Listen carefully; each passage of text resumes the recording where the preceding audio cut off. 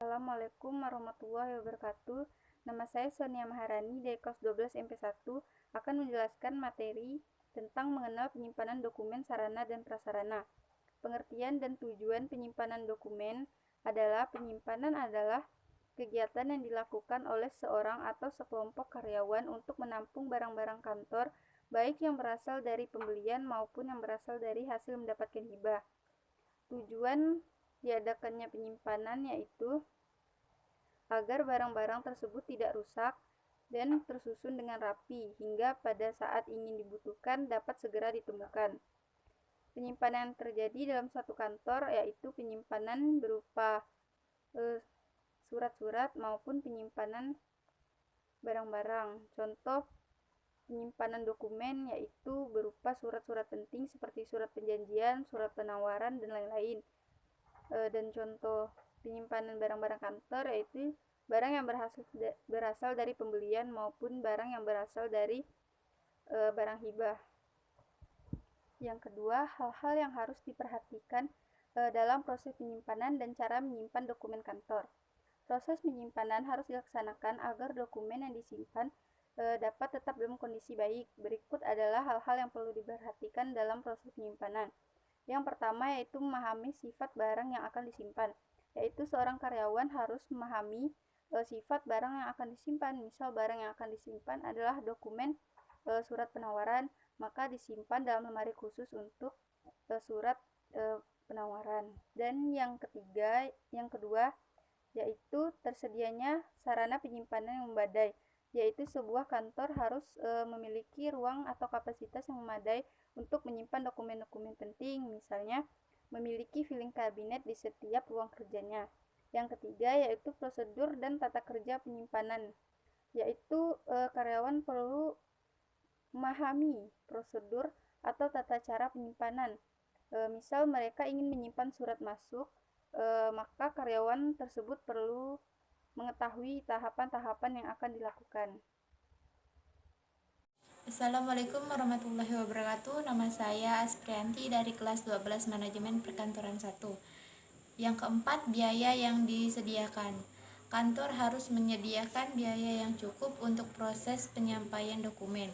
Biaya yang dikeluarkan biasanya untuk membeli beberapa perlengkapan, diantaranya clear holder dan filing cabinet. Yang kelima, tenaga yang diperlukan. Selain biaya yang diperlukan untuk penyimpanan dokumen, kantor juga harus menyediakan tenaga yang mumpuni. Di era sekarang ini jarang sekali penyampaian dokumen dilakukan manual. Untuk itu, kantor harus menyediakan karyawan yang mumpuni dalam bidang teknologi, agar kantor juga dapat mengikuti perkembangan zaman. Yang keenam, jangka waktu penyimpanan.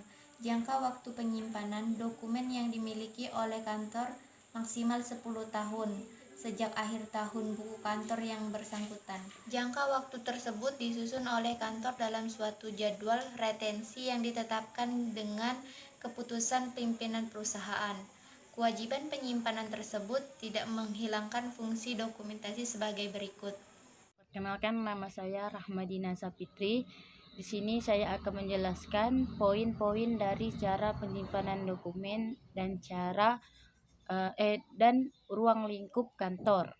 Pertama, saya akan menjelaskan tentang cara penyimpanan dokumen. Di sini dapat beberapa cara yang akan dilaksanakan untuk proses penyimpanan sebagai berikut. Pertama, mengklasifikasikan dokumen berdasarkan jenis surat masuk dan surat keluar. Kedua, dokumen yang akan disimpan dalam keadaan bersih sehingga dokumen akan tetap rapi dan bersih. Ketiga, dokumen disimpan dalam tempat yang memadai sehingga dokumen yang memiliki oleh kantor dapat ditata dengan baik. Keempat, dokumen dapat disimpan dengan sistem abjad sehingga apabila saat diperlukan mudah untuk ditemukan. Kelima, penyimpanan dokumen dapat disimpan ke dalam berangkas. Selanjutnya saya akan menjelaskan tentang ruang lingkup kantor. Ruang lingkup kantor memiliki beberapa cangkupan yang meliputi: pertama, dokumen liliter merupakan kegiatan mengumpulkan buku, majalah, koran, brosur, dan bahan-bahan perpustakaan lainnya yang disusun dengan cara sistem tertentu sehingga mudah dapat ditemukan. B. Dokumen korporir merupakan kegiatan mencari tulisan-tulisan kuno, fosil-fosil, arca, dan benda-benda kuno yang disusun dengan sistem tertentu.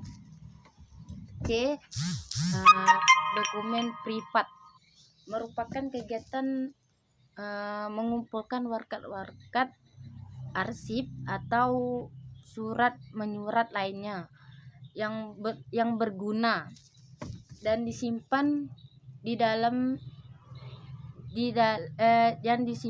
menurut sistem tertentu. Terima kasih. Selanjutnya dilanjutkan oleh saya, Rika Damayanti. Di sini saya akan menjelaskan tentang menelaah pengklasifikasian dokumen kantor. Menelaah pengklasifikasian dokumen kantor terbagi menjadi 7. Yang pertama itu dokumen kantor dari segi pemakaian, yang kedua dokumen kantor dari segi nilai gunanya, yang ketiga dokumen kantor dari segi sumber dokumen, yang keempat dokumen kantor dari segi fungsi, yang kelima dokumen kantor dari segi penelitian, yang keenam dokumen kantor dari segi ruang lingkup, dan yang ketujuh dokumen kantor dari segi ruang lingkup pemerintah. Pertama-tama saya akan menjelaskan yaitu tentang dokumen kantor dari segi pemakaian. Ditinjau dari pemakaiannya, dokumen kantor dapat dibedakan menjadi 4 jenis. Yang pertama itu dokumen pribadi, yang kedua dokumen niaga, yang ketiga dokumen sejarah, dan yang keempat dokumen pemerintah. Yang pertama, dokumen pribadi merupakan surat yang berharga yang dapat dijadikan sebagai alat pembuktian yang terjadi pada diri seseorang atau diri kita sendiri. Contohnya itu akta kelahiran, KTP, SIM, dan lainnya. Yang kedua itu dokumen niaga. Dokumen niaga merupakan surat-surat berharga yang digunakan sebagai pembuktian yang terjadi pada peristiwa perdagangan atau jual beli. Contohnya itu kwitansi, cek, wesel, dan saham. Dan yang ketiga itu dokumen sejarah. Dokumen sejarah ini merupakan surat-surat yang dipakai sebagai alat yang digunakan sebagai pembuktian yang terjadi pada masa lalu. Contohnya itu naskah proklamasi dan naskah sumpah pemuda. Dan yang keempat itu dokumen pemerintah. Dokumen pemerintah yang berisi informasi ketatanegaraan suatu pemerintah. Jenis dokumen ini digunakan sebagai pembuktian kegiatan suatu pemerintahan. Contohnya itu Undang-Undang Dasar 1945, Keputusan Presiden, dan Peraturan Daerah. Selanjutnya saya akan menjelaskan yang kedua, yaitu tentang dokumen kantor dari segi nilai gunanya. Ditinjau dari segi nilai gunanya, dokumen kantor terbagi menjadi 4 jenis. Yang pertama yaitu nilai penerangan, yang kedua nilai perdagangan, yang ketiga nilai yuridis, dan yang keempat nilai historis. Nilai penerangan ini merupakan nilai yang dapat dijadikan sebagai pembuktian untuk memberikan informasi kepada masyarakat. Yang kedua ini nilai perdagangan adalah surat yang digunakan sebagai alat bukti dalam transaksi jual beli dalam dunia perdagangan. Dan yang ketiga ini nilai yuridis adalah surat yang dapat digunakan sebagai alat pembuktian secara hukum di muka pengadilan. Dan yang keempat adalah nilai historis. Nilai historis adalah surat-surat yang dapat digunakan sebagai alat pembuktian suatu peristiwa yang terjadi pada masa lalu. 3. Dokumen kantor dari segi sumber dokumen. Dokumen kantor dari segi sumber dokumen terdiri dari 5 macam. Dan 5 macam dokumen tersebut yaitu: yang pertama, dokumen dari pemerintah. Dokumen dari pemerintah yaitu dokumen yang ditetapkan oleh pemerintah pusat. Seperti contohnya itu undang-undang dan peraturan pemerintah. Yang kedua, dokumen dari pihak swasta. Dokumen dari pihak swasta yaitu dokumen yang telah ditetapkan dan diterbitkan oleh pihak swasta yang memiliki kekuatan hukum. Seperti contohnya itu akta notaris dan visum dokter. Yang ketiga, dokumen yang bersumber dari kontrak-kontrak dagang. Dokumen ini dibuat untuk mengikat antara 2 orang atau lebih untuk melakukan perjanjian perdagangan. Contohnya kontrak dan surat perjanjian dagang. Keempat, lembaga persuratan dan penerbitan. Lembaga yaitu lembaga yang mengurus tentang surat dan menerbitkan majalah atau clipping. Dan yang kelima, perseorangan, yaitu dapat berupa lukisan hasil karya pribadi. Contohnya koleksi lukisan Avandi. Assalamualaikum warahmatullahi wabarakatuh. Perkenalkan, nama saya Dinul Nabila dari kelas 12 Manajemen Perkantoran 1. Di sini saya akan menjelaskan materi tentang mengelola penyimpanan dokumen kantor, yaitu bagian B, menelaah pengklasifikasian dokumen kantor. Poin keempat, dokumen kantor dari segi fungsinya. Dokumen kantor dari segi fungsinya terbagi menjadi 2 bagian, yaitu dokumen dinamis dan dokumen statis. Dokumen dinamis adalah dokumen yang masih dapat dipakai secara langsung untuk menyelesaikan pekerjaan kantor. Dokumen dinamis terbagi menjadi 3 bagian. Yang pertama yaitu dokumen aktif, yang kedua dokumen semi aktif, dan yang ketiga dokumen inaktif. Dokumen aktif adalah dokumen yang frekuensi penggunaannya masih secara langsung dipakai secara terus-menerus dalam menyelesaikan pekerjaan kantor. Contohnya yaitu berkas-berkas yang masih digunakan oleh para pegawai yang berstatus bekerja. Yang kedua yaitu nota atau transaksi jual beli yang dilakukan pada masa periode yang masih dipergunakan. Yang kedua yaitu dokumen semi aktif. Dokumen semi aktif yaitu dokumen yang frekuensi penggunaannya sudah menurun. Contohnya yaitu ijazah, sertifikasi dan surat lamaran. Yang ketiga yaitu dokumen inaktif. Dokumen inaktif adalah dokumen yang frekuensi penggunaannya sudah sangat jarang digunakan. Yaitu contohnya adalah nota atau transaksi jual beli yang sudah lewat dari masa periode. Yang kedua yaitu dokumen statis. Dokumen statis adalah dokumen yang tidak digunakan secara langsung dalam menyelesaikan pekerjaan kantor.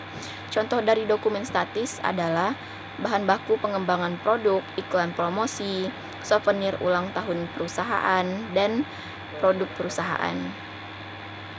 5. Dokumen kantor dari segi penelitian. Dokumen kantor dari segi penelitian dapat dibedakan menjadi 3 jenis.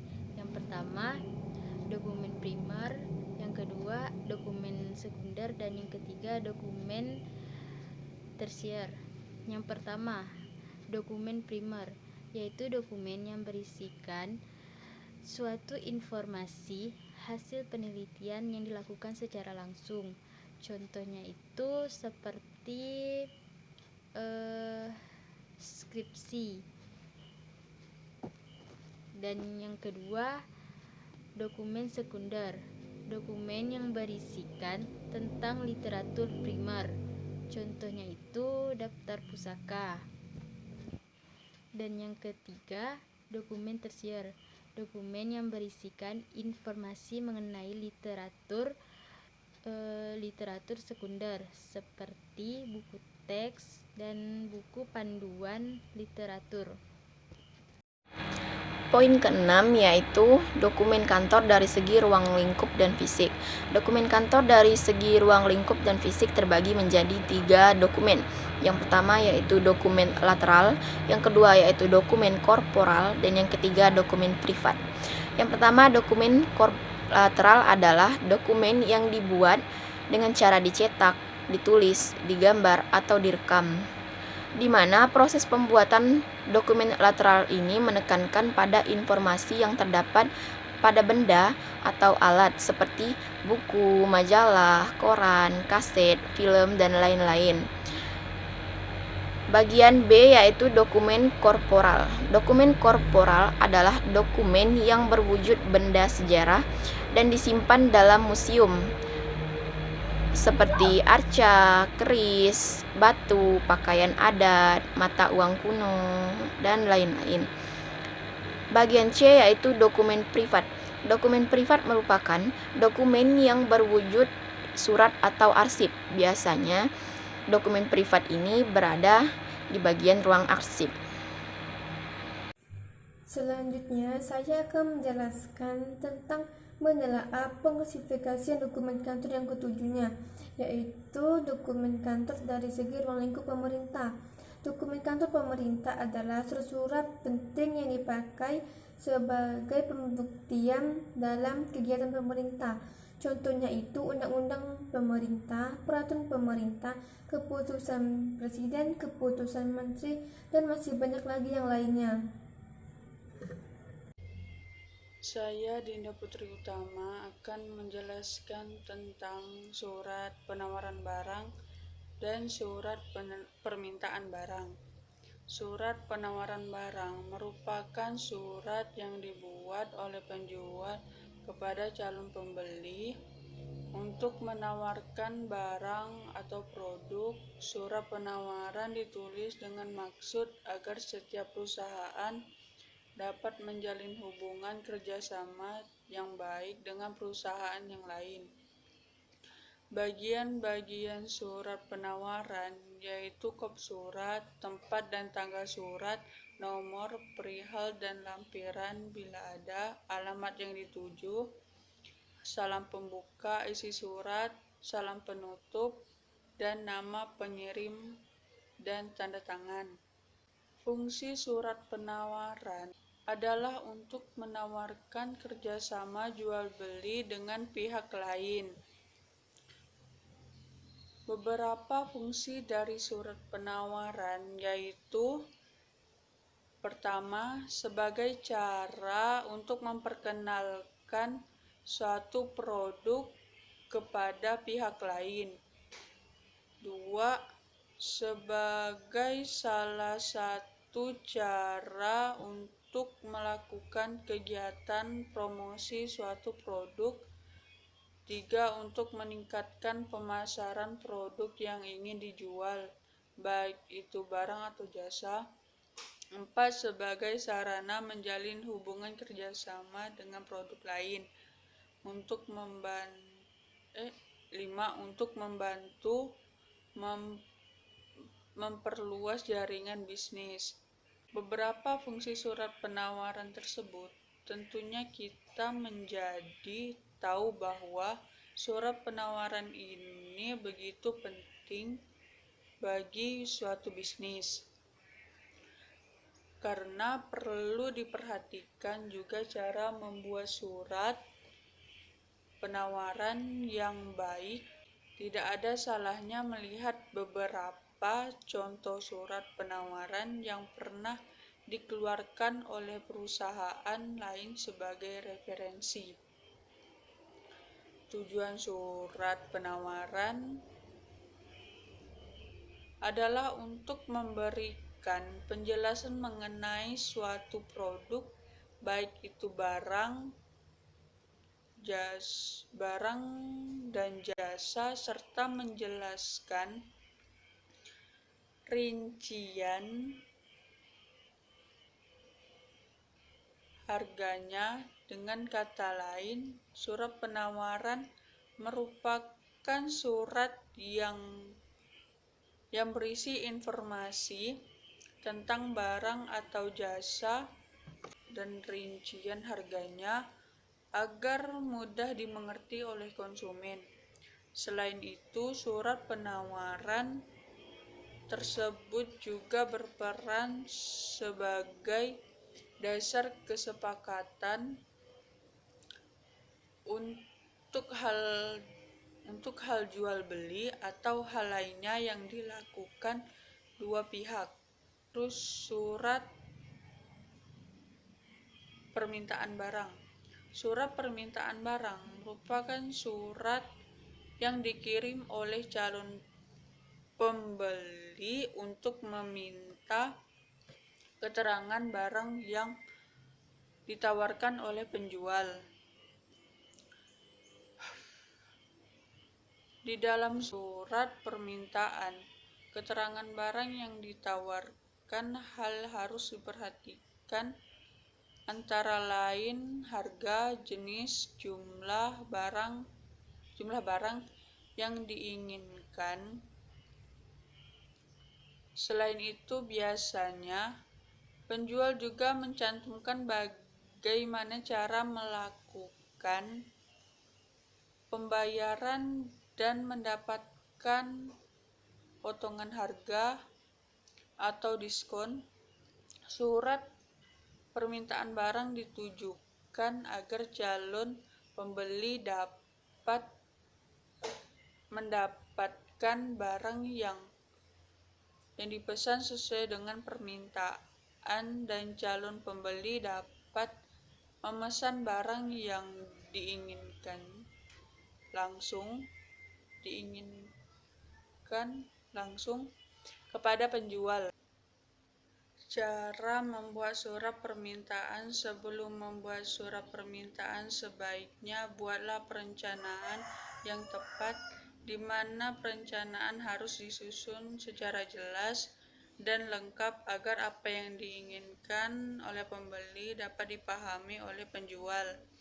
Hal-hal yang perlu diperhatikan dalam isi surat permintaan yaitu jenis barang yang diinginkan, jumlah barang yang diinginkan, kualitas barang yang diharapkan jika mungkin, sertakan contoh yang diinginkan, potongan harga jika ada, syarat-syarat penyerahan barang dan juga pembayaran. Setelah mengetahui hal-hal yang harus diperhatikan dalam penulisan barang permintaan, maka dapat diperhatikan cara untuk menulis surat permintaan yang berpedoman pada hal-hal berikut. Pertama, meminta keterangan secara rinci tentang barang-barang yang diinginkan. Menyatakan alasan-alasan dengan jelas mengapa mengajukan surat permintaan. Ketiga, menunjukkan semua data barang yang dibutuhkan secara jelas untuk membantu penjual memahami apa yang kita butuhkan. Keempat, akhiri surat permintaan dengan kalimat baik dan kalimat yang menunjukkan suatu yang dapat menguntungkan kedua belah pihak. Yang ketiga, berita penerimaan barang. Berita acara penerimaan barang dokumen yang berisi informasi tentang pemindah-tanganan atau penyerahan barang dari pihak satu ke pihak yang lain yang dijadikan sebagai bukti yang memiliki dasar hukum yang tetap. Berita acara berfungsi untuk bukti bahwa barang sudah diteruskan untuk meminimalisir jika ada kekeliruan. Kita lanjut pada bagian C, yaitu cara mengelola dokumen-dokumen kantor. Bagian poin keempat, yaitu membuat surat perjanjian kerja. Surat perjanjian kerja merupakan surat tertulis yang dibuat yang berisi tentang kesepakatan antara dua belah pihak tentang hak dan kewajiban masing-masing pihak yang saling mengikatkan diri untuk melakukan suatu tindakan, yaitu melakukan kerjasama atau kesepakatan untuk melakukan bisnis. Surat ini dibuat sebagai bukti otentik bahwa pihak tertentu telah menjalin kerjasama atau kesepakatan. Surat perjanjian juga dapat dijadikan sebagai acuan ketika seseorang ingin menggugat karena telah melanggar kesepakatan atau aturan yang telah dibuat dalam surat tersebut. Bagian-bagian dari surat perjanjian kerja yaitu yang pertama adalah kop surat, dan yang kedua adalah perihal surat, yang ketiga yaitu identitas pihak pertama, yang keempat identitas pihak kedua, yang kelima adalah isi dari surat perjanjian kerja, yang keenam yaitu penutup, yang ketujuh yaitu hukum, regulasi atau peraturan atau kesepakatan yang telah dibuat oleh kedua belah pihak sesuai dengan hukum yang berlaku. Yang kedelapan ialah surat tanggal pembuatan surat itu dibuat. Yang kesembilan adalah tanda tangan pihak pertama dan pihak kedua. Yang kelima, memo. Memo merupakan surat khusus untuk kepribadian dalam kantor. Penyampaian memo disampaikan secara horizontal dan vertikal. Secara horizontal ditunjukkan kepada pihak yang memiliki jabatan setara, sedangkan penyampaian vertikal ditunjukkan kepada atasan atau bawahan atau sebaliknya untuk memerintah atau mengingatkan sesuatu. Sekian penjelasan materi dari kelompok kami tentang penyimpanan dokumen-dokumen kantor. Kurang lebihnya kami mohon maaf. Assalamualaikum warahmatullahi wabarakatuh.